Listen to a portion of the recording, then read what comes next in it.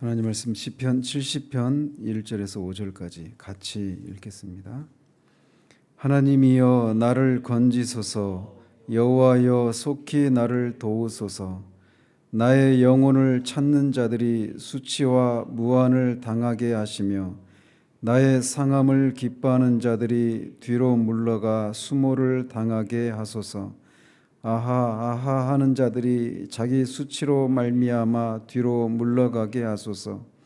주를 찾는 모든 자들이 주로 말미암아 기뻐하고 즐거워하게 하시며 주의 구원을 사랑하는 자들이 항상 말하기를 하나님은 위대하시다 하게 하소서.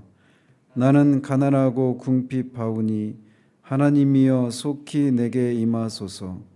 주는 나의 도움이시오 나를 건지시는 이시오 여호와여 지체하지 마소서. 아멘. 이 시의 배경이 어떤 사건인지 정확하게는 모르지만 시인은 매우 절박한 위기를 받은 상황에서 하나님께 신속한 구원을 호소하고 있는 내용으로 구성된 시편입니다. 그런데 이 시편이 이 내용상 앞에 시편 40편 13절에서 17절과 용어 몇 개만 빼고는 거의 동일한 몇 개 용어만 빼고는 다 일치하는 그런 시입니다. 그래서 40편에서는 여호와라고 하는 이름이 3번, 엘로힘이라고 하는 이름이 1번 사용되어 있고, 여기 70편에서는 우리말로는 그게 구분이 안 되지만 70편에서는 엘로힘이 3번, 또 여호와가 2번, 이렇게 하나님의 이름의 그 사용 횟수에 있어서 차이가 있고, 또 뒤에 이제 그 3절에 아하 아하 하는 여기가 40편에서는 하하하 이렇게 되어 있는 이런 정도의 차이만 있는 시편입니다. 그래서 이 학자들 사이에서는 이 40편이 먼저인지 70편이 먼저인지 이런 논쟁이 있는데 그건 분명하지 않아요. 그런데 많은 학자들은 아마도 이 70편이 앞에 있는 40편에서 일부만 이렇게 편집해가지고 어떤 절기나 예배 시에 사용할 목적으로 그렇게 수정해서 편집한 그런 시로 보고 있습니다. 어쨌든 다윗의 시입니다.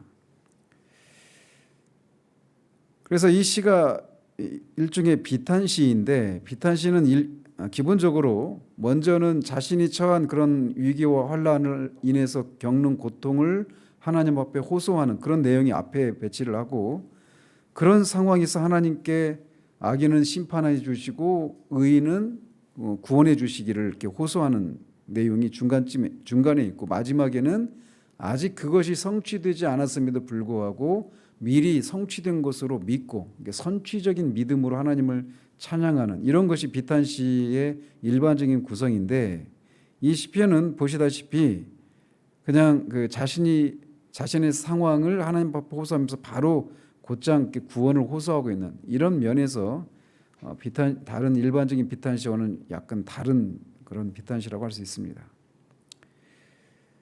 그럼에도 불구하고 이 시가 이렇게 짧은 5절밖에 되지 않는 짧은 시지만 세 부분으로 나눌 수 있습니다. 그래서 1절과 5절은 수미 쌍관식으로 급박한 위기 상황에서 하나님께 신속한 구원을 호소하고 있는 내용이 그렇게 앞에 뒤로 이렇게 배치되어 있고, 중간에서 2절과 3절은 악인을 심판해 주시기를, 또 4절은 자신을 구원해 주시기를, 이런 내용으로 그렇게 기록되어 있습니다. 보시면 하나님이여 나를 건지소서, 여호와여 속히 나를 도우소서. 방금 말씀드린 것처럼 시인은 어떤 상황에서 이렇게 하나님께 구원을 호소하고 있는지 정확히는 모르지만 그는 하나님께 자신을 건지시고 구원해 주시기를 호소하면서 하나님, 여기 원어로는 엘로힘입니다. 엘로힘 하나님이여 나를 건지소서, 여호와 하나님이여 속히 나를 도우소서라고 하면서 엘로힘의 하나님, 여호와 하나님, 동일한 하나님이시지만 이 하나님의 이름을 각각 엘로힘과 여호와라고 하는 이름에 호소해서 하나님께 구원을 호소하고 있습니다.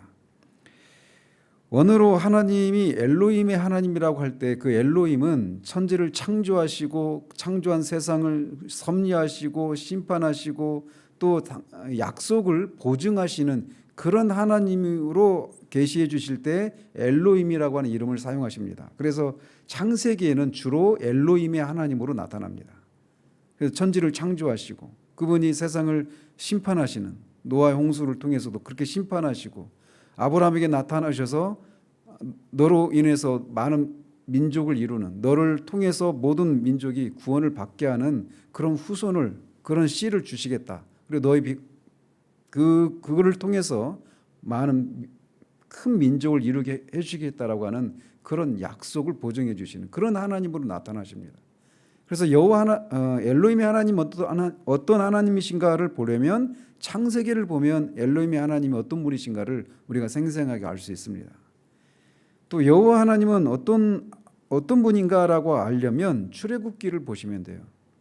그래서 출애굽기 6장 3절에서 보면 하나님이 모세에게 아브라함과 이삭과 야곱에게는 내가 여호와라고 하는 이름으로는 알려지지 않았다. 그러면서 이제 모세에게 처음으로 이제 여호와라고 하는 이름으로 당신을 계시해 주십니다. 창세기 근데 이미 1장 2장에서부터 여호와라고 하는 이름이 나오는데 그건 어떻게 된 거냐? 그거는 아브라함과 이삭과 야곱에게 여호와라고 하는 이름으로 알려주신 것이 아니라 모세에게 이제 하나님을 알려주시고 그에게 그 창세기를 기록할 수 있도록 할 때 이제 그 이름을 그때 알려주셨기 때문에 미리 앞에 땡겨서 이렇게 여호와라고 하는 이름을 기록하고 있는 것입니다. 그래서 출애굽기 보면 하나님이 이스라엘 백성들을 여호와 하나님으로서 나타나셔 이스라엘 백성들을 구원하시는데 왜 이스라엘 백성들을 구원하시느냐?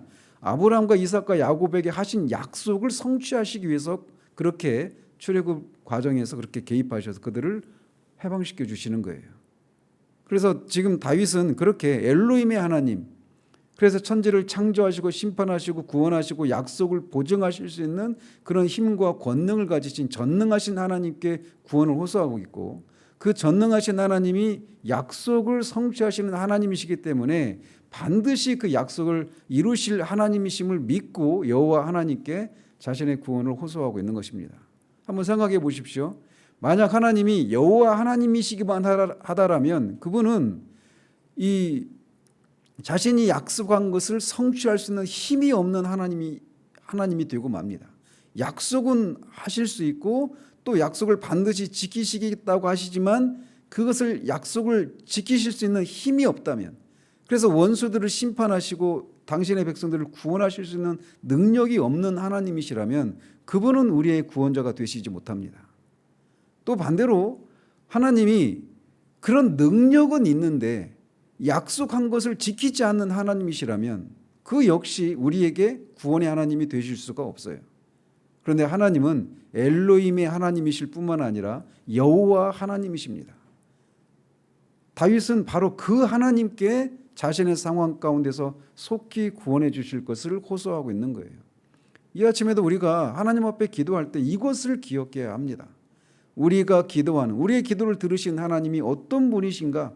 창세기와 계시록을 통해 출애굽기를 통해서 또 그리고 성경 전체를 통해서 하나님이 약속하신 것을 어떻게 지키시는지 이것을 우리가 그런 이 객관적인 진리인 이 계시를 특별 계시인 성경을 통해서 하나님을 우리가 알고 있는데 그 하나님을 진짜 우리가 나의 하나님으로 경험하는 사건 그게 이제 구원의 시작이고 그 하나님을 우리가 우리의 일생 가운데 의지하고 모든 상황 가운데 그분을 의지하며 그분의 도움을 구하며 우리가 살아갈 수 있게 되는 것이죠. 이렇게 하나님께 자신의 구원을 자신의 상황 가운데서 구원해 주실 것을 호소하는 다윗은 이제 2절과 3절에서는 자신의 생명을 찾는 자들을 심판하실 것을 호소하고 있습니다. 나의 영혼을 찾는 자들이 수치와 무한을 당하게 하시며 나의 상함을 기뻐하는 자들이 뒤로 물러가 수모를 당하게 하소서. 이 앞에 수치와 무한을 당하게 하시고 수모를 당하게 하시라고 하는 이런 이 두 가지 내용이 앞뒤에 이제 동일하게 반복되고 있는데 시인은 이 자신이 처한 위기에서 그가 구원받을 수 있는 유일한 길은 그를 그 위기에 빠뜨린 원수들을 하나님이 심판하시는 것을 통해서 이루어지기 때문에 먼저는 원수들을 이렇게 심판하셔서 그들이 수치와 무한과 수모를 당하게 해주실 것을 호소하고 있는 것입니다. 그래서 출애굽의 과정에서도 하나님께서 이스라엘 백성들을 건지실 때 그냥 그들만 쏙 빼오는 것이 아니라 애굽을 심판하시고 그런 다음에 그들을 구원하시는 것처럼, 그렇게 하나님은 당신의 백성들을 구원하실 때 항상 원수들을 심판하시고 그 후에 그들을 건져내시는 것입니다. 그래서 먼저 이렇게 원수들을, 자신의 생명을 찾는 자들을, 그리고 자신이 하나님으로부터 징계나 어떤 고난을 인해서 마음이 상해 있는 것을 기뻐하고 즐거워하는 자들을 부끄럽게 해주실 것을 먼저 호소하고 있는 겁니다. 아하 아하 하는 자들이 자기 수치로 말미암아 뒤로 물러가게 하소서. 이것도 같은 맥락입니다. 그래서 앞에서도 말씀드린 것처럼 이 시편이 시편 40편 13절에서 17절과 거의 대동소이한 그런 시편인데, 그 시편 40편 15절에 보면 하하하하 하는 자 이렇게 되어 있어요. 그래서 아하 하고 이렇게 좀 큰 차이가, 이 정도 차이만 있는 시편입니다. 그러면서 그가 말하고 있는 것은, 그렇게 자신의 생명을 찾는 자들이 자신이 처한 상황을 인해서, 그리고 이 자신들이 시인을 이제 그 압도해서 그의 생명을 뺏을 수도 있다라고 하는 그런 마음을 가지고 그렇게 자신을 인해서 이렇게 고난을 받고 있는 시인을 보면서 조롱하고 비웃는 그런 모습을, 아하하 이런 비웃는 웃음으로 그들 웃고 있는 그들을 수치를 당하게 해서 그들이 물러가게 해달라고 구하고 있는 겁니다. 그들은 하나님을 경외하고 위기 가운데서 하나님의 도우심을 구하며 이렇게 의뢰하고 있는 그 시인을 조롱하고 있어요. 그런데 그들의 조롱이 정말 헛된 것이라고 하는 것을, 즉 하나님이 살아계셔서 역사하시고 하나님을 의지하는 자들을 반드시 구원하시는 하나님이심을 드러내셔서 그들로 하여금 놀래고 부끄러워서 그렇게 물러가게 해주실 것을 호소하고 있는 겁니다. 이렇게 악인들은 심판하실 것을 구하면서 이제 하나님을 의지하는 자들에게는 4절에서 말하고 있는 그런 것들이 성취될 것을 구하고 있습니다. 보시면 주를 찾는 모든 자들이 주로 말미암아 기뻐하고 즐거워하게 하시며 주의 구원을 사랑하는 자들이 항상 말하기를 하나님은 위대하시다 하게 하소서. 주를 찾는 자, 주의 구원을 사랑하는 자, 같은 맥락입니다. 즉 어떤 절대적인 그런 위기 상황 가운데서 하나님만이 자신의 유일한 구원자이심을 믿고 그 하나님의 구원을 바라고 찾고 추구하는 그런 사람을 가리킵니다. 그런 사람들이 항상 기뻐하고 즐거워할 수 있도록, 하나님은 정말 위대하신 하나님이시다라고 하는 것을 항상 노래할 수 있도록 그런 자들을 구원해 주실 것을 호소하고 있는 것입니다. 생각해 보십시오. 눈에 보이는 현실은 아무것도 보이지 않습니다. 원수들에게서 완전히 압도되어서 죽을 수도 있는 그런 절체절명의 위기 가운데서 하나님의 구원의 손길이 나타나서 원수들은 심판하시고 그를 하나님의 구원을 바라는 자들을 구원해 내시는, 그것이 전 성경을 통해서 하나님 우리에게 보여주신 것이고 지금도 하나님은 그런 하나님이십니다. 하나님을 바라는 자들, 구원을 바라는 자들, 그런 자들의 바람을 하나님은 결코 외면하지 않으시는 하나님이십니다. 우리가 기도할 때 그것을 믿고 나가야 되는 것이에요. 나는 가난하고 궁핍하오니 하나님이여 속히 내게 임하소서. 주는 나의 도움이시오 나를 건지시는 이시오니 여호와여 지체하지 마소서. 시인은 가난하고 궁핍한 사람들이 다른 사람의 도움을 절대적으로 필요로 하듯이 자신의 힘으로는 도무지 해결할 수 없는 이 위기 가운데서 전적으로 하나님의 은혜만을 구하고 있습니다. 그런 의미에서 자신은 가난하고 궁핍한 사람이라고 말을 하고 있는 것이죠. 산상수훈에서도 심령이 가난한 자가 복이 있다라고 말할 때도 그렇게 하나님의 전적인 은혜가 아니면 내가 하나님의 심판에서 벗어날 수 없다라고 하는 것을 알고 하나님만을 의지하는 그 심령을 하나님이 복되다고 했던 것처럼, 주님이 그렇게 복되다고 했던 것처럼 시인은 바로 그 심령으로 하나님의 구원을 호소하고 있는 것입니다. 시인은 비참한 그런 위기 상황 가운데서도 하나님께 불평하거나 또 하나님이 이런 나를 구원하실까라고 하는 그런 회의에 빠져서 그냥 그런 믿음의 싸움을 하고 있는 것이 아니라 하나님이 반드시 건지실 것이라고 하는 그런 확신 가운데 이렇게 하나님께 구원을 호소하고 있는 것입니다. 바로 그것이 믿음입니다. 보이는 현실은 전혀 자기가 이 상황 가운데서 벗어날 수 없는 그런 상황으로 보이지만, 그런 그 속에서 그냥 그 상황을 인해서 낙심하고 절망하고 염려하고 두려움에 사로잡혀 있는 것이 아니라 믿음을 발휘하고 있는 것입니다. 히브리서 11장은 소위 믿음의 전당이라고 불리는 그런 장인데, 믿음장이라고 불리는 장인데, 히브리서 기자는 그 전당에, 믿음의 전당에 오른 믿음의 선진들의 구체적인 사례들을 말하기 전에 믿음이라고 하는 게 뭐냐라고 하는 것을 정의를 내린 후에 그 믿음의 전당에 오른 믿음의 사람들이 어떻게 그 믿음을 실제적으로 행사했는가를 열거합니다. 그러면서 믿음을 정의하기를 믿음은 바라는 것들의 실상이요 보이지 않는 것들의 증거다라고 말합니다. 한마디로 말하면 믿음은 보이지 않는 것을 보는 것처럼 믿고 행동하는 거예요. 그러나 우리는 얼마나 그런 방식으로 우리의 삶을 살지 않고 눈에 보이고 우리가 감각되는 그 현실이 전부인 것처럼 살게 되는 경우들이 많은가 말이죠. 동굴에 들어가게 된 롯의 두 딸이 보기에 세상에는 자신의 씨를 받을 수 있는 자신에게 자신과 결혼할 수 있는 남자가 아무도 없었어요. 그들 눈에는 오직 술에 취한 아버지밖에 없었어요. 그래서 그 아버지를 술에 취하게 하고 잠자리를 하는 죄를 범합니다. 눈에 보이는 현실은 아무도 없는 거예요. 광야를 지난 이스라엘 백성들이 끊임없이 물이 없네, 먹을 게 없네, 막 끊임없이 불평과 원망을 쏟아냅니다. 그런데 그들의 입장으로 들어가 보십시오. 당장 지금 마실 물이 없어요. 광야에 막막한 광야입니다. 마실 물도 없죠. 먹을 건 다 떨어졌죠. 그러니 원망과 불평을 하는 겁니다. 우리가 날마다 우리의 월급을 받는 사람들이라면 한 달에 받을 월급 딱 정해져 있잖아요. 갑자기 거기 수입이 2배, 3배 뛰는 일 이런 거 없잖아요. 그냥 딱 정해져 있잖아요. 쓸 것도 딱 정해져 있습니다. 눈에 보이는 현실만 보면 늘 염려하고 근심할 수밖에 없어요. 그게 너무 자연스럽습니다. 그런데 믿음이 발휘되어야 될 때가 바로 그 지점인 겁니다. 눈에 보이는 현실, 이 현실 너머에 그 모든 것들을 통치하시고 섭리하시는 하나님, 엘로힘의 하나님, 여호와 하나님, 그 하나님을 보는 것처럼, 내가 바라는 것처럼, 바라는 것들이 지금 나한테 주어져 있는 것처럼 그렇게 믿는 것, 그게 바로 믿음이에요. 다윗이 그 믿음을 발휘하고 있습니다.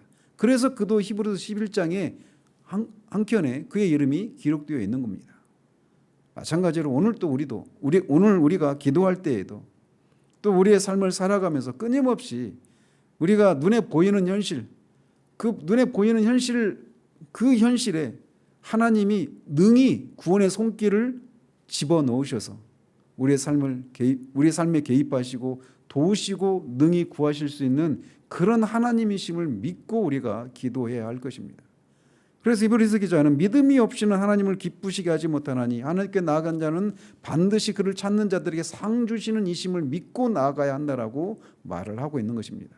이 아침에 우리가 기도할 때에도 하나님은 엘로힘의 하나님, 여호와 하나님, 다윗을 구원하신 하나님, 그리고 약속하신 것을 반드시 성취하시기 위해서 내가 너희들을 구원하시겠다라고 하셨던 그 약속을 성취하시기 위해서 자신의 아들을 내어주시기까지 그렇게 하셔서 반드시 구원하시고 그렇게 자신의 약속을 성취하시는 그런 하나님이심을 우리가 기억하고 그 하나님이 내 삶에 개입하셔서 우리로 하여금 시인이 노래하고 있는 것처럼 하나님은 위대하시다라고 하는 그런 찬양을 할 수 있는 그 무리에 우리가 합류할 수 있기를 소망하며 나가기를 원합니다. 기도하겠습니다. 하나님 아버지, 다윗이 어떤 상황 가운데서 이렇게 하나님께 절박하게 기도하고 있는지 알지 못하지만 우리는 그의 결말을 압니다. 그는 죽을 때 하나님이 끝까지 자신의 도움에 구원에 대한 호소에 하나님께서 응답하셔서 그가 평안히 주님 앞 안에서 그렇게 생을 마감한 것을 우리는 압니다. 그는 그 생을 살아가는 내내 다가온 그 모든 위기와 환난 가운데서 여호와 하나님, 엘로힘의 하나님을 의지하고 바라는 그런 삶을 살았고, 하나님은 그의 바람을 결코 부끄럽게 하지 않으시고 외면하지 않으시는 하나님으로 다윗에게 그렇게 역사해 주셨습니다. 심지어 그가 하나님 앞에 죄를 지어 하나님의 징계를 받고 심판을 받는 그런 상황 가운데서도 다윗은 끝까지 엘로힘의 하나님, 여호와 하나님을 의지하고 구원을 호소했고, 그런 상황 가운데서도 하나님은 신실하게 그를 지키시고 보호하셨던 하나님이셨습니다. 이 아침에도 우리가 기도할 때 다윗의 하나님이 예수 그리스도로 말미암아 우리의 하나님 아버지이심을 우리가 믿고, 보이는 것이 전부가 아니라 보이지 않지만 분명히 하나님이 거기 계시고 우리의 기도를 들으시고 우리의 삶에 개입하셔서 우리를 도우실 수 있는 그런 하나님이심을 우리가 기억하며 그 믿음으로 주님 앞에 기도하는 우리들 될 수 있도록 도와주시기를 원합니다. 예수 그리스도 이름으로 기도합니다. 아멘.